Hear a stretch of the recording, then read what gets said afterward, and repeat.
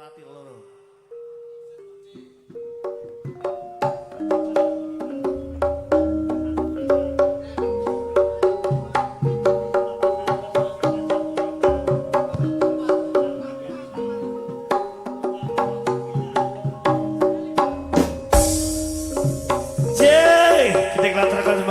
Greper muda terus teman panjangipun Mas Anto Wijaya semuanya kaki Anto Wijaya greper sebentar loro iki kandhani tak ada Gusmut nanti gelem tak ada Gusmut